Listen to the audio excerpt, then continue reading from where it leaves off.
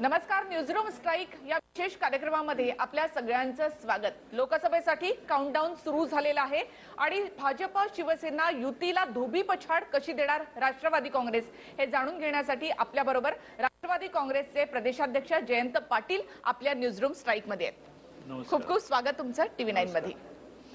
सगळ्यात आधी या न्यूजरूम स्ट्राइक आपण करणार आहोत तो म्हणजे जयंतरावांवर. जयंतजी, तुम्ही उत्तम कवी आहात आणि जेव्हा सरकारवर टीका करायची असते त्यावेळेला तुमच्या प्रतिभेला धुमारे फुटतात.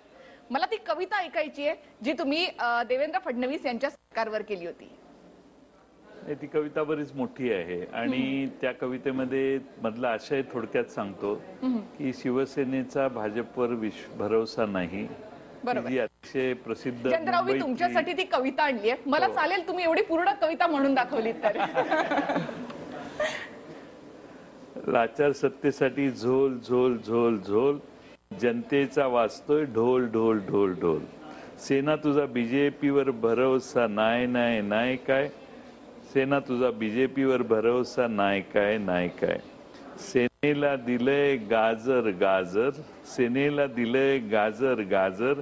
गाजराचा आकार कसा लांब लांब लांब लांब, गाजराचा आकार कसा लांब लांब लांब लांब. देवेंद्र तुझ्या कामास म्हणतो थांब थांब थांब थांब. देवेंद्र तुझ्या कामास म्हणतो थांब थांब थांब थांब. सेनेचा इथं सभेत म्हणजे विधानसभेत नखरा नखरा. सेनेचा इथं सभेत नखरा नखरा. वाघाचा झालाय बकरा बकरा. देवेंद्रा उद्धवशी कधीतरी गोड बोल गोड बोल. देवेंद्रा उद्धवशी कधीतरी गोड बोल गोड बोल. देवा सेनेवर अपमानी घाव खोल खोल खोल खोल. सत्तेत राहुनी यांचा शून्य रोल शून्य रोल. सत्तेत राहुनी यांचा शून्य रोल शून्य रोल. देवेंद्रा कधीतरी खरे बोल खरे बोल. तुझा सेनेवर भरोसा नाही काय. तुझा सेनेवर भरोसा नाही काय. सेनेचं भांड कसं खोल खोल खोल खोल. सेनेचं भांड कसं खोल खोल खोल खोल.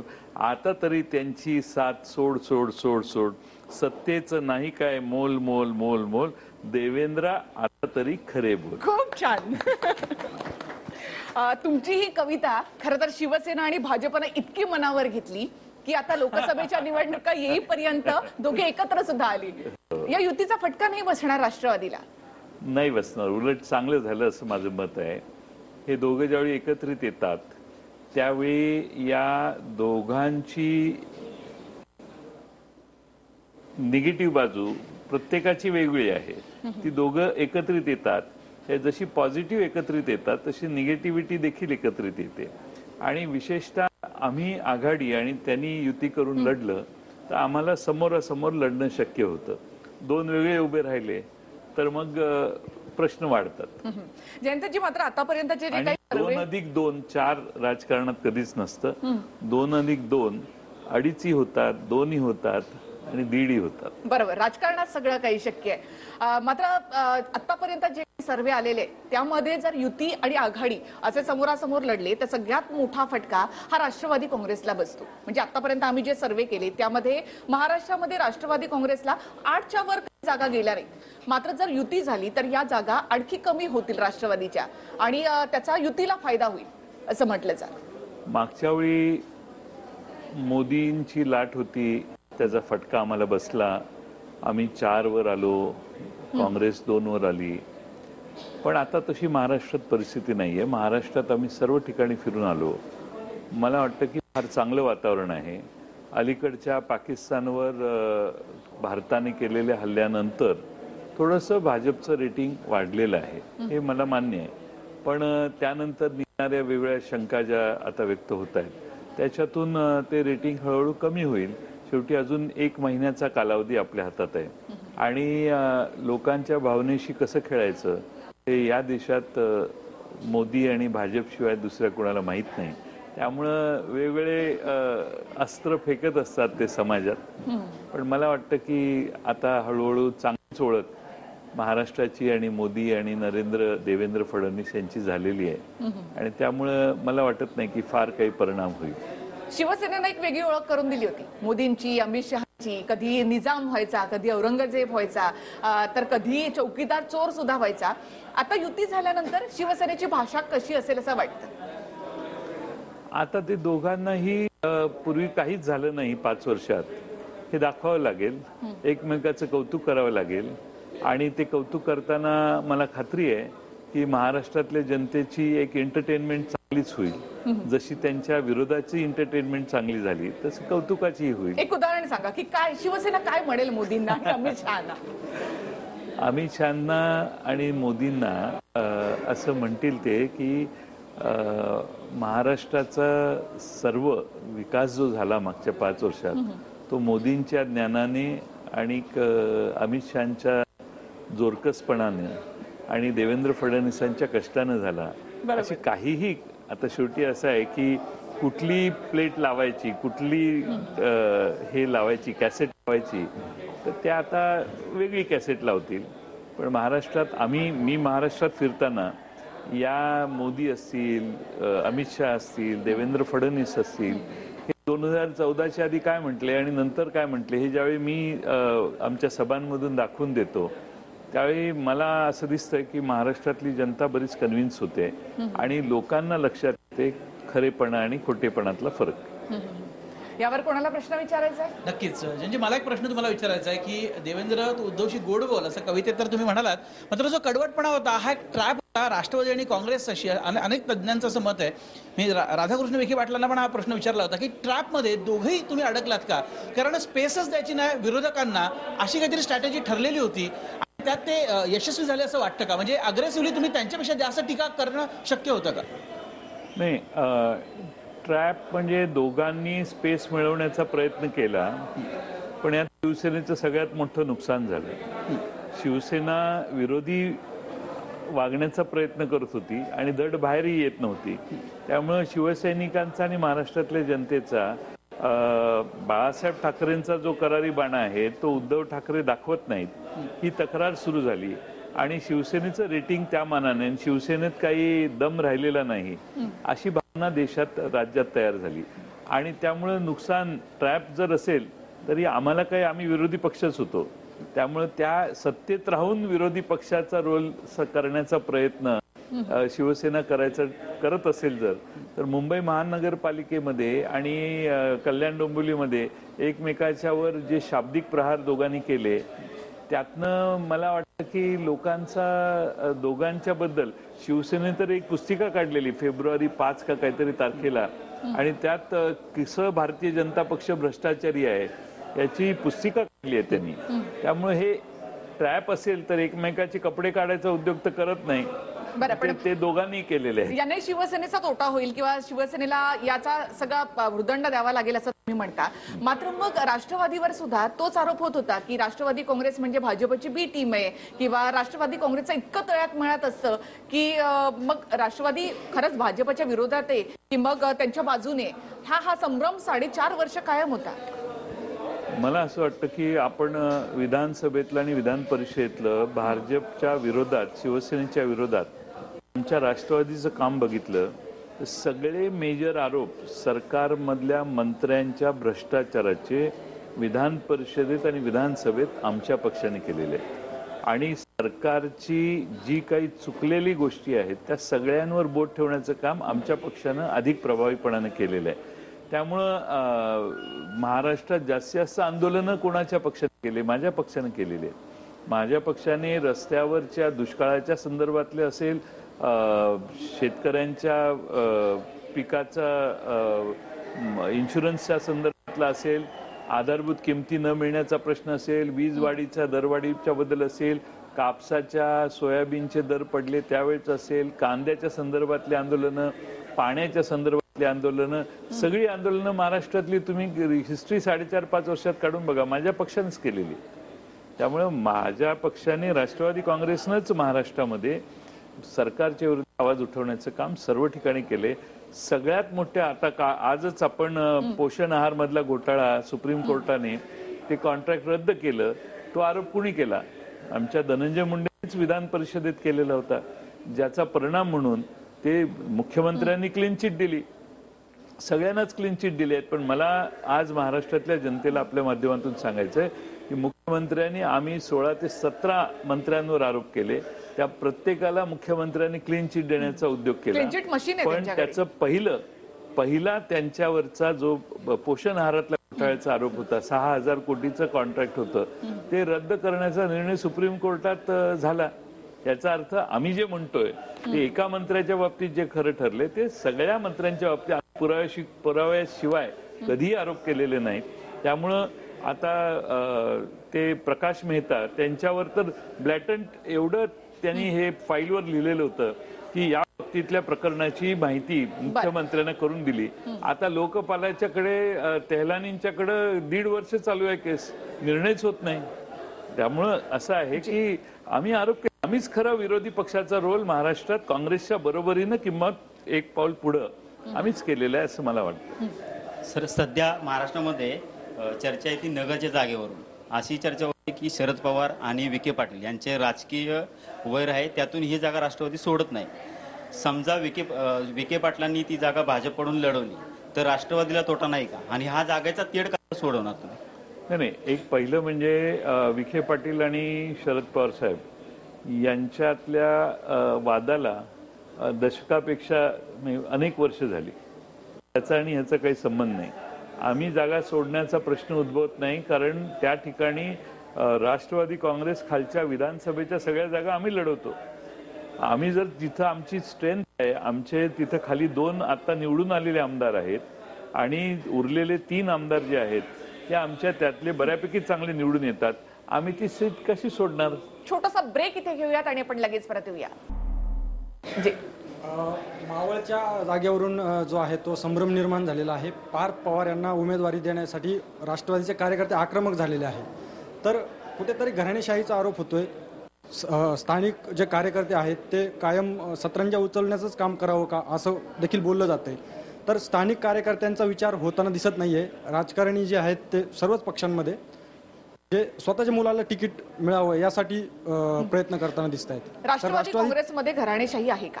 असं आहे की स्वतःच्या मुलांना तिकीट मिळावं यासाठी अजित पवार किंवा कोणालाही प्रयत्नाची गरज नाही. त्याचं कारण असं आहे की राष्ट्रवादी काँग्रेसमध्ये कार्यकर्त्याचा सन्मान ठेवणारा आमचा पक्ष आहे. कार्यकर्त्यांना विश्वासात घेऊन जो योग्य असेल तो निर्णय आम्ही घेणार आहोत आणि त्यासाठी शेवटी आम्हाला एक खासदार महत्वाचा आहे. निवडून येण्याची क्षमता, स्थानिकदृष्ट्या लोकप्रियता आणि कार्यकर्त्यांचा ज्याला जास्त सपोर्ट आहे त्याला आम्हाला उमेदवारी आम्ही देणार आहोत.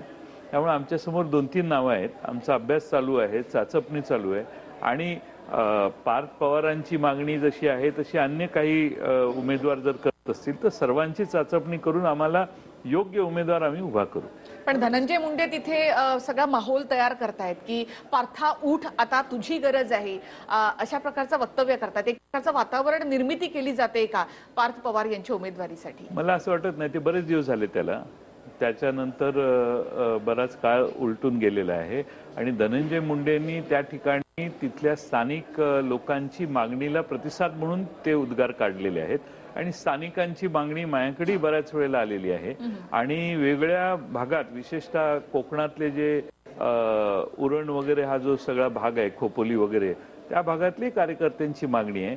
त्यामुळे आम्ही काय करावं याची चर्चा करतोय. अजून आम्ही कोणता निर्णय घेतलेला पण राष्ट्रवादी काँग्रेसमध्ये सत्ता ही फक्त पवार घराण्यापुरताच केंद्रित राहील या सगळ्यामुळे एक वेगळा मेसेज जाईल असं नाही वाटत? नाही, मला असं वाटतं की आम्ही महाराष्ट्रात 23-24 जागा लढतो.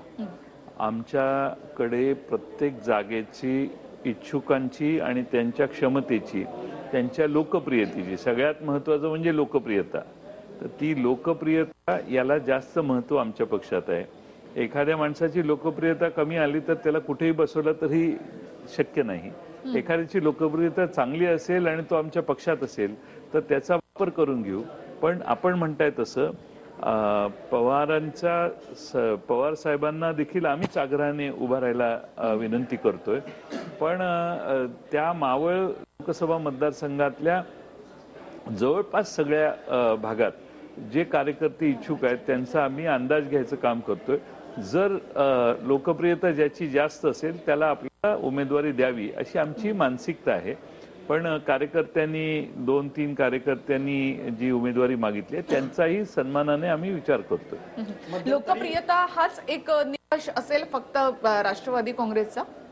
हो, लोकप्रियता, लोकांची मागणी, लोकांच्यात ज्याचं नाव जास्त आहे, जास्त मोठ्या प्रमाणात ज्याला कार्यकर्त्यांचं बळ आहे त्याला जास्त आम्ही मग सगळीकडे लोकप्रियता असेल तर मग कुठूनही आलेला, कुठल्याही पक्षातून आलेल्या एखाद्या कार्यकर्त्याला तुम्ही तिकीट देणार?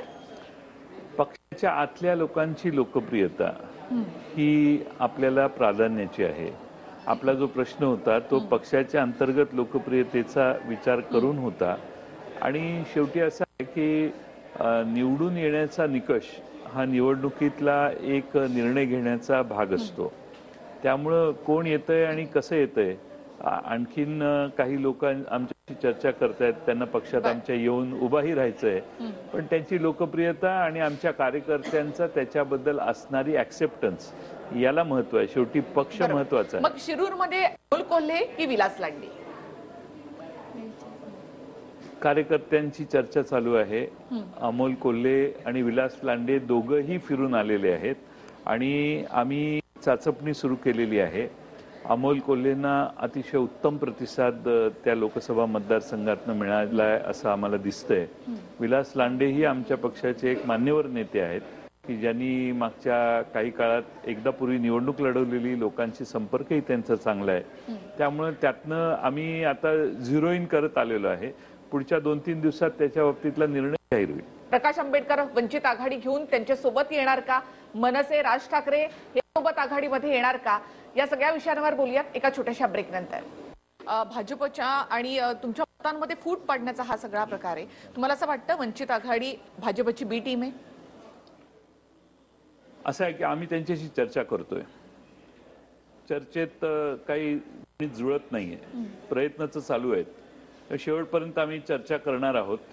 पण मला असं वाटतं की त्यांनी राष्ट्रवादी काँग्रेसच्या बरोबर आलं पाहिजे. मतांची विभाजन टाळलं पाहिजे.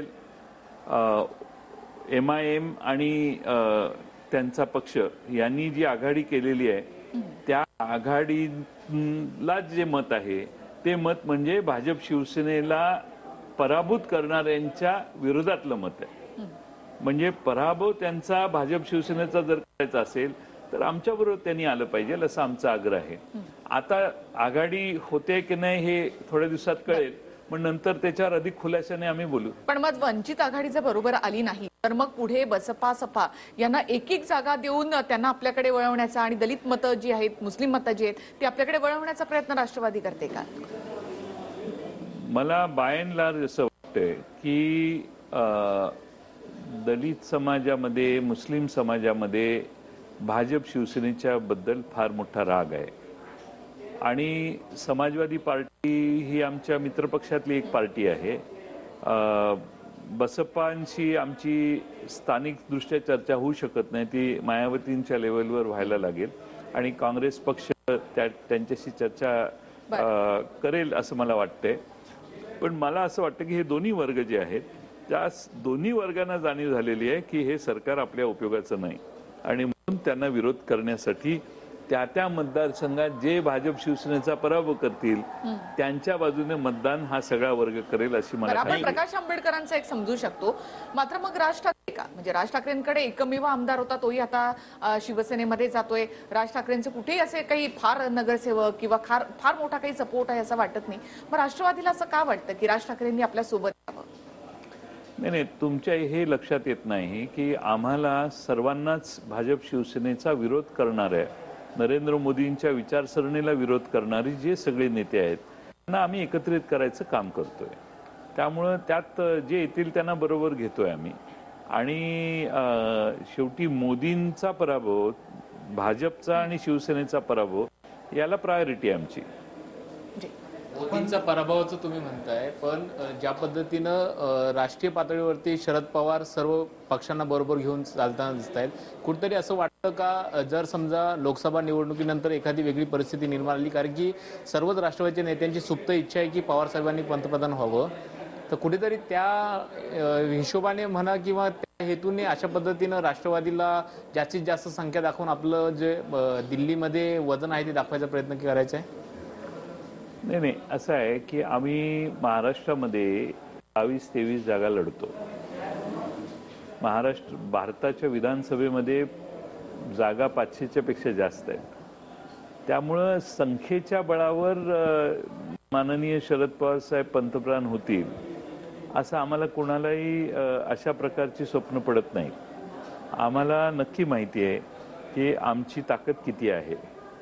देशातल्या सर्व पक्षांना, पवार साहेबांना सर्व पक्षांचे संबंध चांगले असल्यामुळं सगळ्यांना एकत्रित करण्याचा ते प्रयत्न करतायत. ते भाजप शिवसेनेचा पराभव करण्यासाठी करतायत. त्यामुळे त्यातून कोण पंतप्रधान उद्या होणार याची चर्चा आज करण्याची आवश्यकता नाही. तो प्रयत्न तर सर्व पक्षांना जोडण्याचं काम मला वाटतं पवार साहेबांचे सर्व अक्रॉस द पार्टी लाईन जे संबंध आहेत त्याचा वापर आघाडी चांगल्या प्रमाणे करण्याचा प्रयत्न करतायत. आपण आणखी काही प्रश्न घेणार आहोत. मात्र एक रॅपिड फायर जो आपला सेक्शन असतो या सगळ्या ह्याच्यामध्ये, तर आपण आधी रॅपिड फायर घेऊया. पुन्हा एकदा न्यूजरूम स्ट्राईक. एका शब्दामध्ये एका वाक्यात उत्तर द्यायचं आहे. एका वाक्यात का शब्दात? एका शब्दात. सर्वात जास्त सक्षम असे पंतप्रधान तुमच्या दृष्टीनं कोण? नरेंद्र मोदी की डॉक्टर मनमोहन सिंग? मनमोहन सिंग.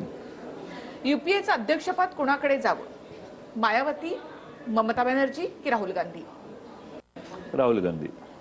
राष्ट्रवादीसाठी सगळ्यात चांगले मुख्यमंत्री कोण होते? अशोक चव्हाण की पृथ्वीराज चव्हाण?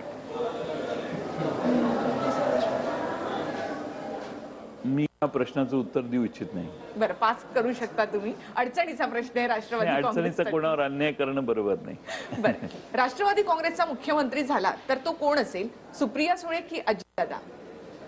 जे पवार साहेब ठरवतील तो. शिवेंद्रसिंगराजे भोसले की उदयनराजे? राष्ट्रवादीला कोण जवळचे? दोघंही. आता दोघंही. शिरूर मध्ये कोण उमेदवार?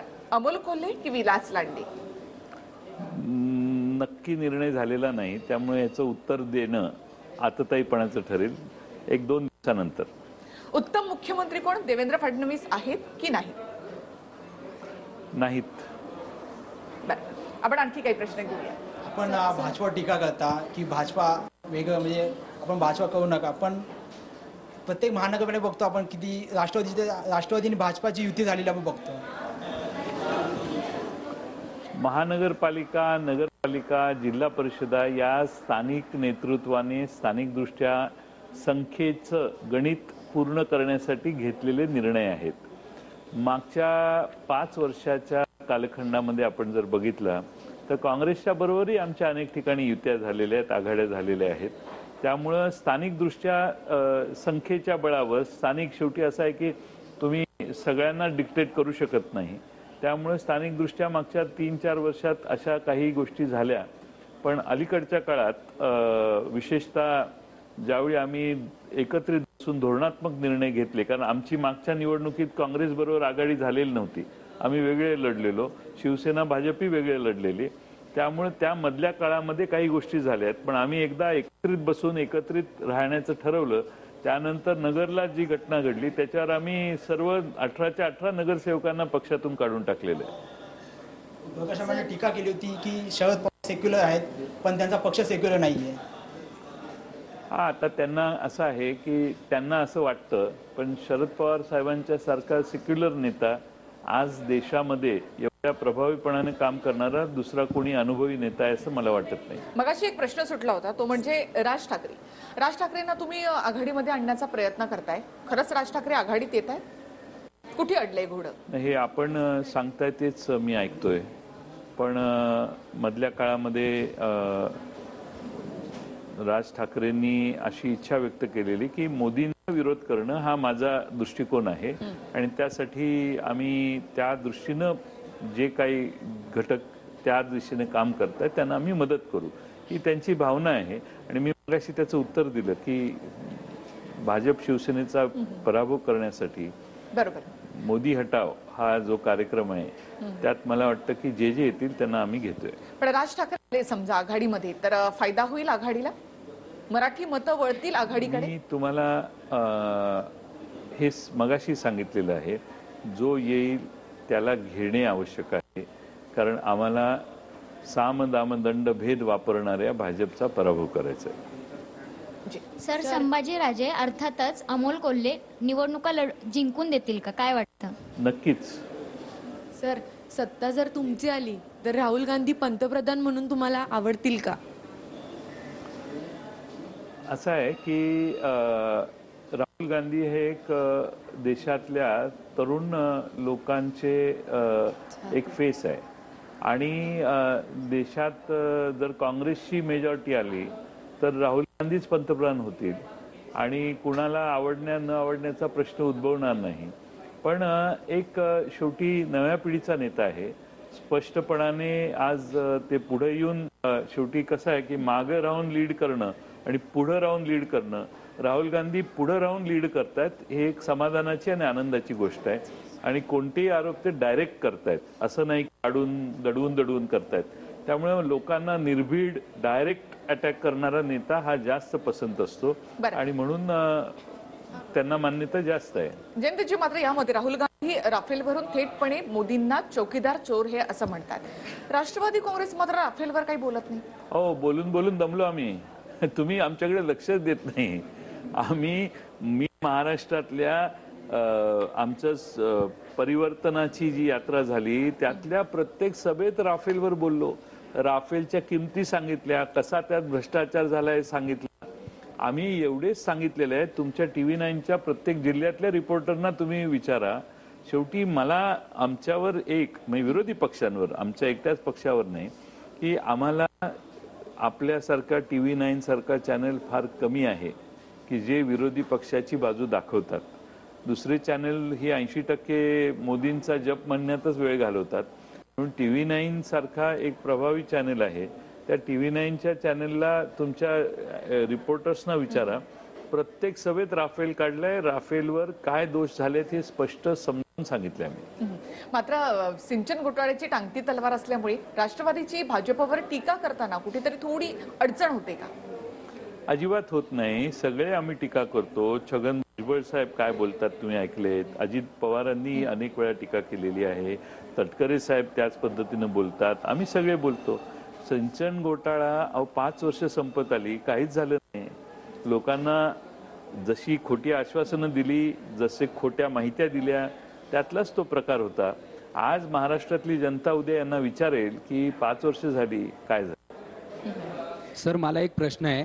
तुम्ही सांगता का राष्ट्रवादी विकासासाठी मतं द्या, शिवसेना भाजप विरोधासाठी मतं द्या, पण मला हाच प्रश्न आहे, 15 वर्ष तुम्ही सत्तेत असताना जे भ्रष्टाचार झाला त्या भ्रष्टाचाराला शिवसेनेने आणि भाजपने जेवढं जोरात उत्तर दिलं त्याच्यामुळे तुमच्या मंत्र्यांना राजीनामे द्यावे लागले होते.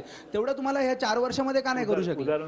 उदाहरणार्थ अजितदादांनी सुद्धा राजीनामा दिला होता. अजितदादांनी राजीनामा भ्रष्टाचारासाठी नव्हता दिला. अजितदादांनी वेगळ्या कारणासाठी राजीनामा दिला आणि भ्रष्टाचाराचे जे आरोप अजितदादांच्यावर असतील किंवा कुणावरही असेल, आज 5 वर्ष सत्ता ज्यांच्या ताब्यात आहे त्यांना ते सिद्ध करता आलेले नाहीत. आणि 15 वर्ष आम्ही राज्य केलं, त्यात आमच्या पक्षाच्या वतीने आम्ही सुरुवातीच्या काळात जर कोणी आधी अण्णा हजारेंनी जरी शंका व्यक्त केली तरी आम्ही मंत्र्यांना सांगितले तुम्ही जरा मंत्रिमंडळाच्या बाहेर जावा.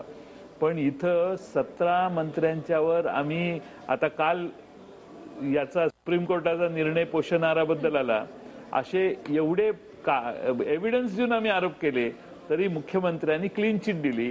त्यामुळे तुमचं जे आज मत आहे की काँग्रेस राष्ट्रवादीच्या काळात काही मंत्र्यांना राजीनामा द्यावा लागला केंद्रात राज्यात, आता 2G स्कॅम ज्यांनी राजीनामा दिला, जे अटकेत गेले, 2G स्कॅम मध्ये काहीच निघालं नाही. त्यामुळे तसं महाराष्ट्रात आम्ही 17 मंत्र्यांचे आरोप केले. एकाही मंत्र्याला सोडण्याचं काम, मंत्रिमंडळातून काढण्याचं काम मुख्यमंत्री करू शकले नाहीत. उलट त्यांना झाकून सगळ्यांना बरोबर घेऊन. विरोधी पक्षनेता आक्रमक का नाही होत? मग त्याच्यावर विरोधी पक्ष म्हणून तुम्ही आक्रमक होत नाही जसं मागच्या वेळेस भाजप दिसत होतं. आक्रमकतेची व्याख्या काय? आक्रमकतेची व्याख्या म्हणजे तुम्ही आक्रमण दिसून आलं पाहिजे, कारण न्यूजवर तुमचं असं राष्ट्रवादीचं आक्रमणच दिसून येत नाही. अहो, राष्ट्रवादीचं आक्रमण दिसून यायला दाखवलं तर दिसेल ना. आम्ही एवढे विधानसभेत बोललो तरी मी मगाशी ते सांगितलं की प्रसार माध्यमांच्यावर आज पगडा कुणाचा आहे? मोदी सरकारचा आहे. एखाद्या आता TV9 स्वतंत्र आहे, पण असे चॅनेल देशात आहेत की ज्यांनी विरोधकांचं दाखवलं तर त्यातल्या एडिटरला घरी घालवलेलं आहे. त्यामुळे एक प्रकारची या देशात अघोषित आणीबाणी असल्यामुळं विरोधकांचं म्हणणं हे सगळेच चॅनेल दाखवत नाहीत, हीच प्रॉब्लेम आहे. नाही, सत्ता आली तर तुम्ही काय कारवाई करायची? 17-18 मंत्र्यांवर आरोप झालेत ते.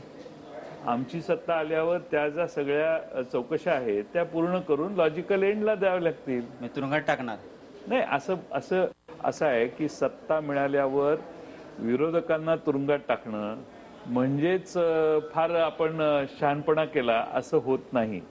जे लॉजिकल एंड असेल ते लॉजिकल एंडला सगळ्या 17 जणांच्या वरच्या आरोपाचा शहानिशा आम्ही करू आणि जे चुकीचं बरोबर, आहे ती एक प्रचाराची भाषा असते. लगेच आम्ही तुम्हाला तुरुंगात टाकू. हे बरं दिसत नाही. हे लोकशाहीत आता तुरुंगात टाकू म्हणजे तुम्ही आता 12वी पासून फर्स्ट इयरला आलेलात, तुम्हाला वाटेल अरे काय जयंत पाटील बोलले, तुरुंगात टाकतो. हे तुरुंगात टाकणं हे उद्दिष्ट असेल. आमचं पॉझिटिव्ह प्रचार आहे. आमचा जाहीरनामा येईल त्यावेळी आम्ही निगेटिव्ह प्रचार करणार नाही.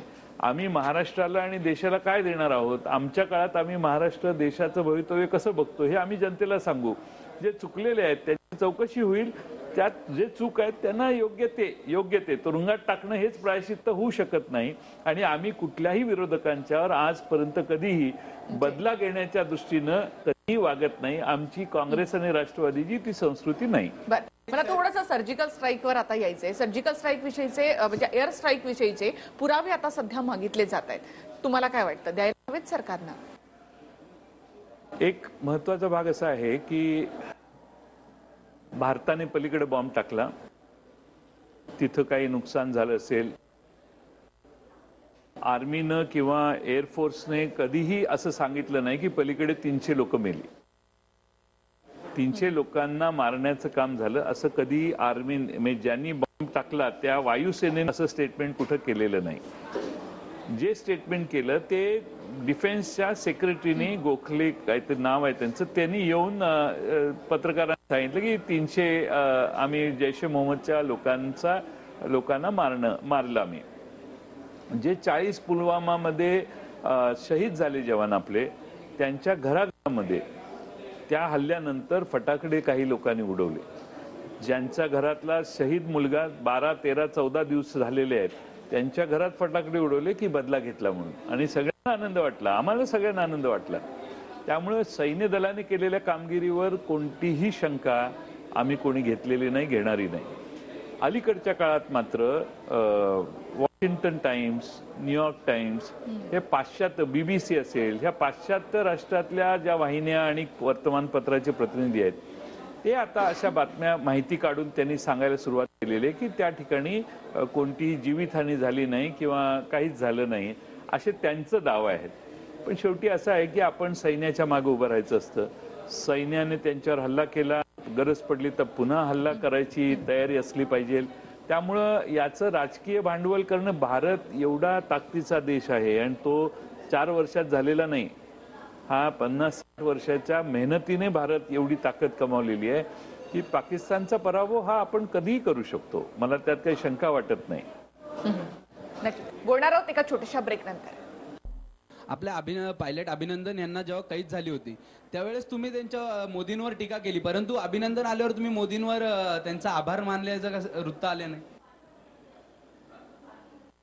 पायलट विंग कमांडर अभिनंदन हे तिकडे अटकेत होते त्यावेळी मोदी काय करत होते? मोदी सभागेत हिंडत होते. मोदी काय करत होते? त्यांच्या भारतीय जनता पक्षाच्या अपना बूथ सबसे मजबूत हा कार्यक्रम राबवत होते आणि व्हिडिओ कॉन्फरन्सिंग करत बसलेले होते. आणि विंग कमांडर क्लिप्स त्याला कसं मारलं, परत जवान तिथल्या सैन्याने कसं ताब्यात घेतलं हे बाहेर रिलीज होत होत्या. त्यामुळे एक संताप भारतातल्या जनतेच्या मनात होता की काय चाललेलं आहे म्हणून. आणि त्यानंतर तिथल्याच पंतप्रधानांनी लोकसभेत तिथल्या सांगितलं की आम्ही याला शांततेचं आवाहन करून आम्ही शांततेसाठी या विंग कमांडरला सोडतोय असं त्यांनी जाहीर केलं. आता याच्यात मोदींचा रोल काय नाहीये. याच्यात रोल काय आहे? आपण खरं म्हणजे मोदींनी ह्या पक्षीय कामं बाजूला ठेवून देशात प्रचार की थाटाची भाषणं करायच्या ऐवजी थांबून विंग कमांडर कसा सुटेल यासाठी डायरेक्ट पंतप्रधान पलीकडचे जे आहेत त्यांच्याशी बोलायला पाहिजे होतं, त्यांची बिर्याणी खायला जाता येतं आणि अभिनंदन विंग कमांडर अटकेत असताना त्यांच्याशी संपर्क साधायला तो सुटला, त्यांनी सोडला. आंतरराष्ट्रीय दबाव आला असेल, काय असेल ते मला माहित नाही, मी काय एवढा वरच्या स्तरावर काम करत नाही. पण प्रश्न आहे की सैन्याचं मनोबल वाढवण्यासाठी आम्ही सैन्याचं अभिनंदन करतो. नरेंद्र मोदींचं अभिनंदन करायचं हे कंपल्शन मोदी भक्तांनी आमच्यावर करू नये. सर, यामध्ये सर्वात एक चर्चेचा मुद्दा राहून गेला शेतकऱ्यांचा प्रश्न. महाराष्ट्रातीलच नव्हे तर देशातील शेतकरी जो आहे तो पूर्णतः हतबल झालेला आहे. या सरकारने शेतकऱ्यांसाठी ज्या योजना आणल्या त्याचा फक्त पिंडोरा पिटला, प्रत्यक्षात मात्र शेतकऱ्यांच्या हातात काहीच मिळालेलं नाहीये. तर आघाडीचं जर सरकार आलं तर शेतकऱ्यांसाठी कुठले प्लॅन तुमच्याकडे तयार आहेत, कसे तुम्ही ते शेतकऱ्यांपर्यंत पोहोचवणार आहात?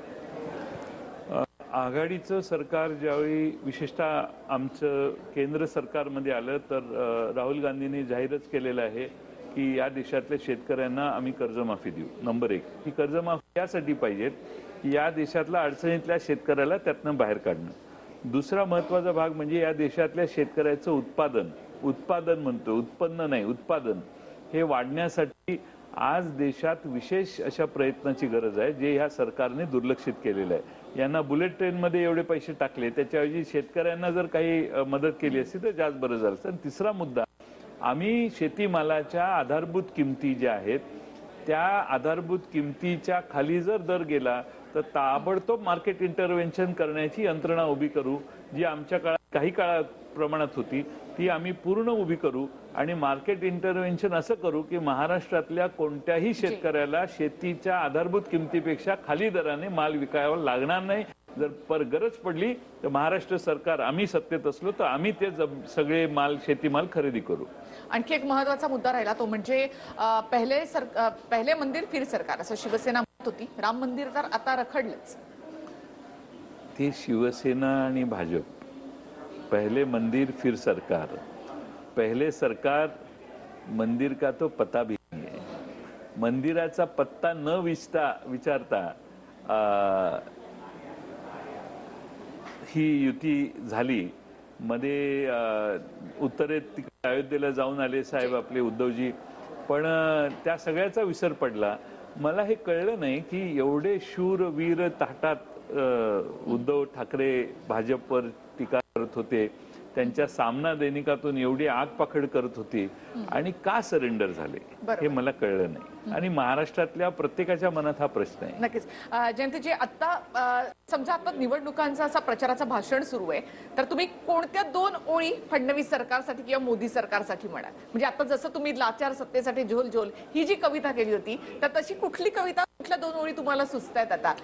नाही, आता काय, आता मी जरा उमेदवारी ठरवण्याच्या गडबडीत आहे, त्यामुळे आता कविता डोक्यात येई नाहीत, पण चांगले शब्द काढू आणि त्या 2 ओळीतच शिवसेना भाजपच्या सरकारचं माप लिहिलेलं असेल याची मला खात्री आहे. क्या बात. आणि खूप खूप धन्यवाद तुम्ही इथे आलात आणि पुढच्या सगळ्याच वाटचालीसाठी शुभेच्छा. तुम्हाला देखील निवडणुकांसाठी शुभेच्छा. खूप धन्यवाद. नमस्कार. न्यूजरूम स्ट्राईक मध्ये आज आपण इथेच थांबूयात. पुन्हा एकदा भेटूयात अशाच एका विभूतींबरोबर. आता मात्र इथेच थांबूयात. नमस्कार.